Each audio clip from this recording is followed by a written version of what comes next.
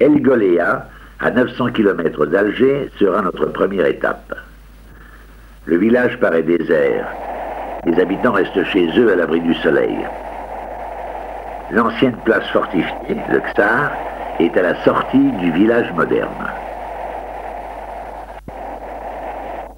Nous verrons, à 3 km au nord, l'église du père de Foucault et, à 6 km au sud, un lac salé.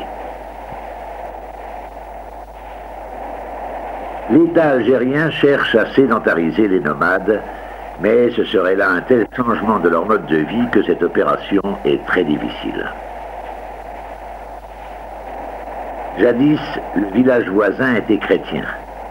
Il est redevenu musulman, mais les petites sœurs de Foucault animent aujourd'hui encore un centre d'artisanat à El Golea. Le corps de Charles de Foucault repose ici, mais son cœur est enterré à Tamanrasset, chez les Touaregs, à qui il avait consacré son existence. Ici, au sud d'El Golea, de l'eau jaillit du sol. Elle s'écoule vers une petite dépression au milieu du désert. Cette eau saumâtre entretient un lac salé et favorise la pousse de quelques palmiers qui résistent au sel.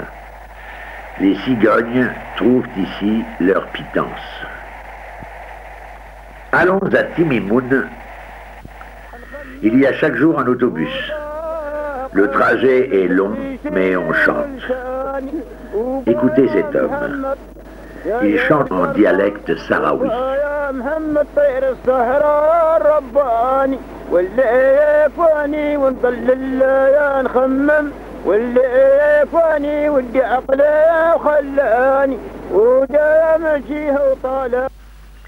Voici nos premiers dromadaires. Figurez-vous que les camions les ont maintenant remplacés. Aujourd'hui, les dromadaires sont réservés aux touristes en mal de méharé ou, comme ici, pour la boucherie. Timimoun fait partie des oasis rouges du sud algérien. Pourquoi ce qualificatif? Parce qu'elles sont bâties de toubes, c'est-à-dire d'argile rouge et de paille. Le tronc du palmier donne les poutres des habitations. Même quand les matériaux traditionnels sont utilisés, on applique sur les murs des enduits d'argile pour leur donner un fini sculpté. Ici, on prépare cet enduit. Les murs paraissent sculptés, mais en fait le motif est fait au moyen d'un outil en forme de cuillère qui est pressé sur l'argile encore molle. Timimoun est une ville qui s'étend sur près d'1 kilomètre. D'un côté, la ville moderne, et de l'autre, l'ancienne ville fortifiée. Un vrai dédale de ruelles que je vous laisse découvrir.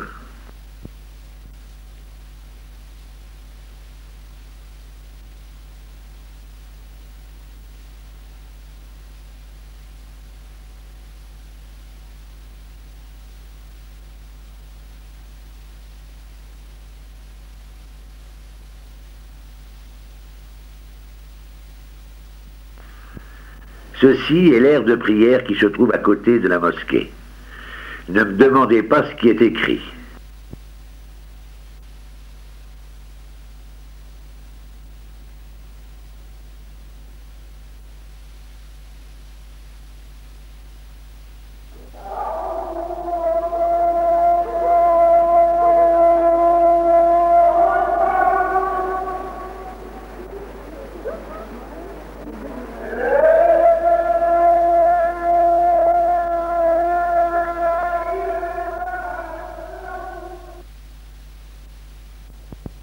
Avant d'aller plus loin, il faut que je vous explique ce qu'est une captation d'eau par Foggara, système qu'on retrouve dans la plupart des oasis.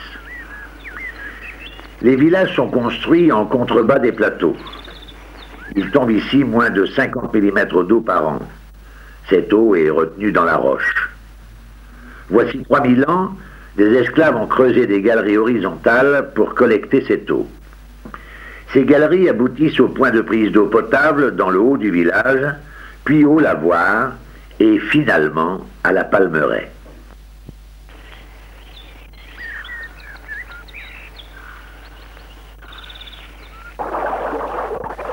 L'eau arrive à un peigne de répartition.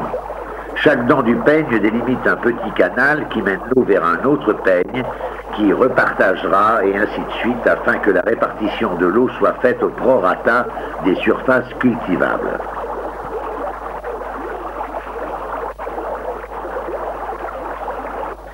Cette eau aboutit finalement à chaque cultivateur dans une mare qui alimente à son tour les carrés de culture. Dans ces surfaces de 10 à 20 mètres carrés poussent oignons, carottes, navets, radis, salades, ainsi que des céréales. Les palmiers dattiers donnent de l'ombre à ce fouillis de verdure.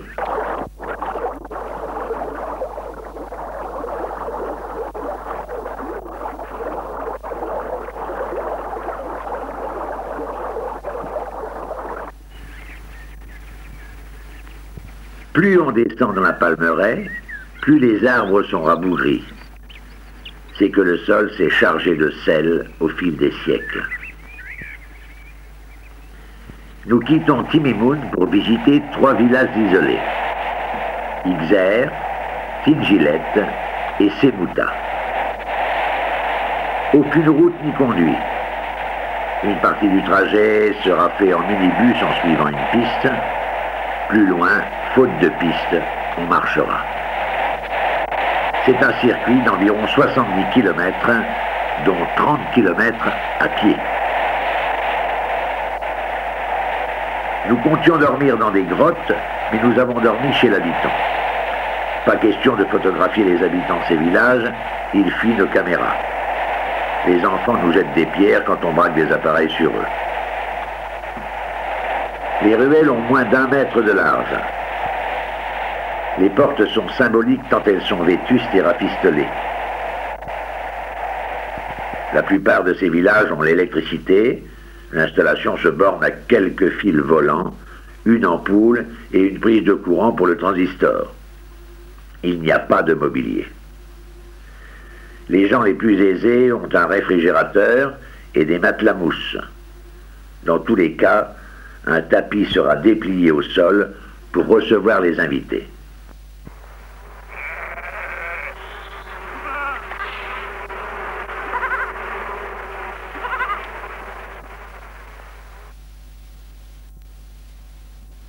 Cette femme sans voile n'est pas une indigène, c'est Sylvie. Ici, les mouches sont voraces. Ici aussi, la palmeraie est alimentée en eau par des fogaras. La longueur d'une fogara est de 2 à 3 km. On dénombre 3000 km de galeries sur l'ensemble du Sahara algérien. D'après certaines estimations, une équipe de 4 hommes pouvait creuser 1 km de galeries par an.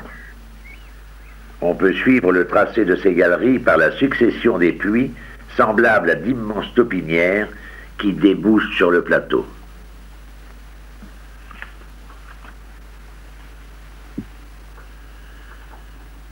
C'est par ces puits qu'étaient extraits les déblais et par où on accédait à la galerie pour l'entretenir.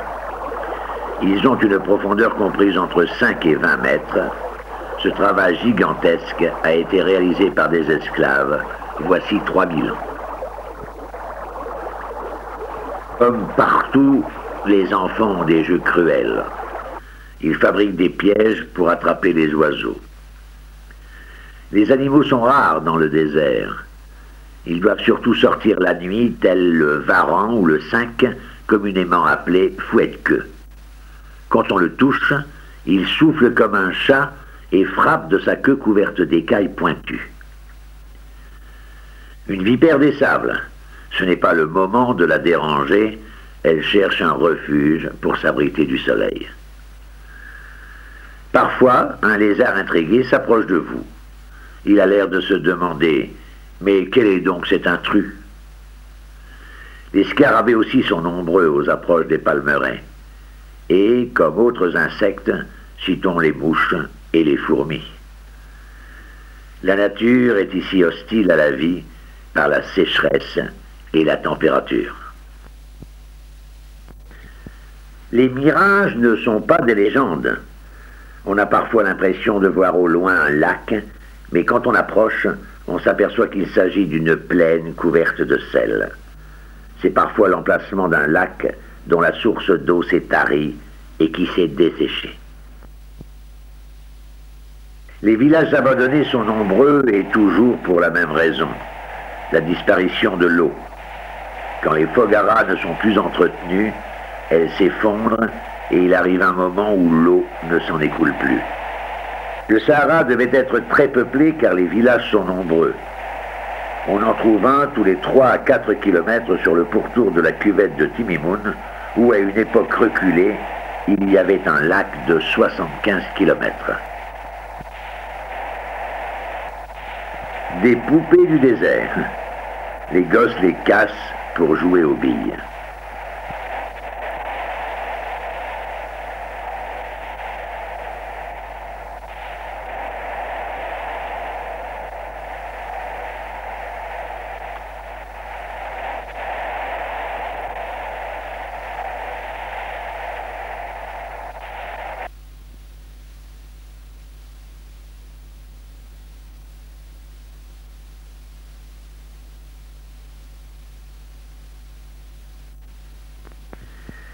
Certains villages n'ont plus que quelques familles. On vous offre de l'eau, des dattes, voire le thé à la menthe, des galettes, un couscous et le gîte. Tous ces villages étaient ou sont encore alimentés en eau par Fogara. Plus le village est petit, plus sont minuscules les peignes et les canaux. On dirait un modèle réduit. Oui, mais toute la vie en dépend. Quand une partie de la Palmeraie ne reçoit plus d'eau, il y a partage de l'eau restante. C'est à Semouta que nous avons vu faire cette opération. Tandis que des ouvriers s'affairaient à dévier l'eau et à remodeler les couloirs faits d'argile, les 7 propriétaires de la Palmeraie, élégamment vêtus de djellaba blanche, étaient assis ou allongés avec nonchalance à l'ombre. Ils discutaient âprement du partage. C'est ici que nous avons mangé le véritable couscous saharien. Il est largement assaisonné de sable, ça croque sous la dent, mais quand on a faim, l'heure de la prière vint interrompre toute activité. Nous voici à Kerzaz. C'est l'eau de l'Atlas marocain qui arrive ici. Les puits à balancier ne sont plus utilisés non par manque d'eau, elle arrive toute l'année, mais parce qu'il est plus facile d'appuyer sur un bouton et mettre en route une pompe électrique que de manœuvrer le balancier.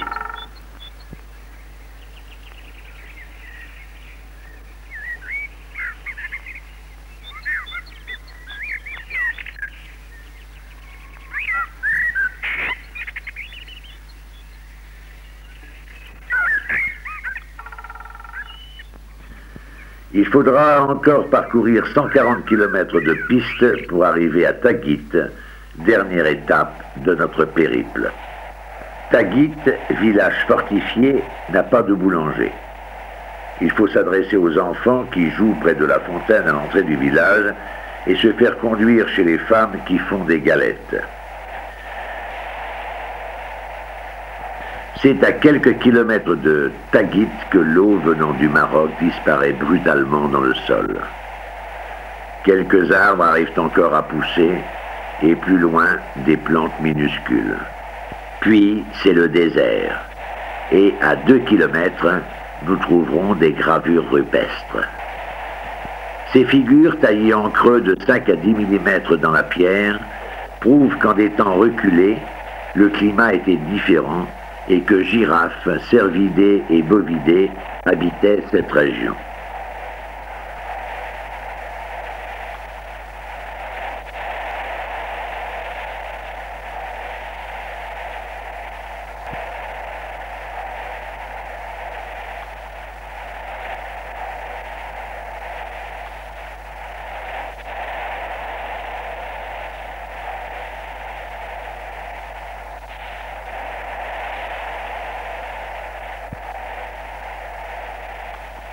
Quelques inconscients ont ajouté des graffitis, reconnaissables à leur tracé blanc non patiné par les siècles.